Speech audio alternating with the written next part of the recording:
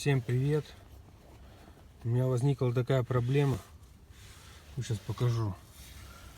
Завожу машину.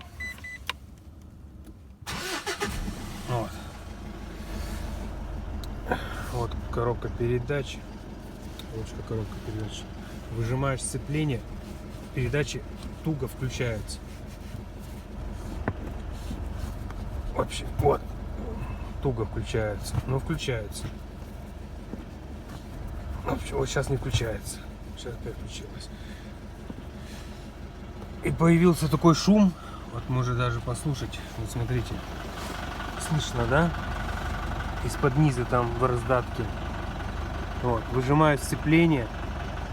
Сейчас сцепление выжимаю. Шум перестает. Отпускаю сцепление. Шум появляется. Нажимаю. Шума нет. Грешу на выжимной подшипник. Вот прикупил подшипник. Вот такой, может, из-за него. Так как я коробку с сцеплением, корзину и сцепление я менял.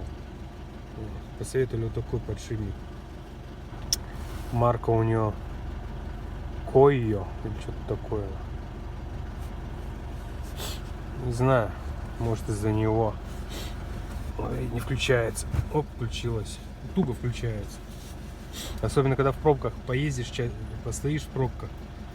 И бывает до такого, что передачу бывает, машину глушишь, передачу включаешь, потом заводишь машину и поехал. Не знаю, что такое. Недавно началось у меня такое. А так как у меня сцепление, диск и корзина поменены, но выжимной не менял. Это было полгода назад. Все было хорошо. А сейчас вот такая история. Не знаю почему. Ладно, всем спасибо за просмотр. Может, что посоветуете.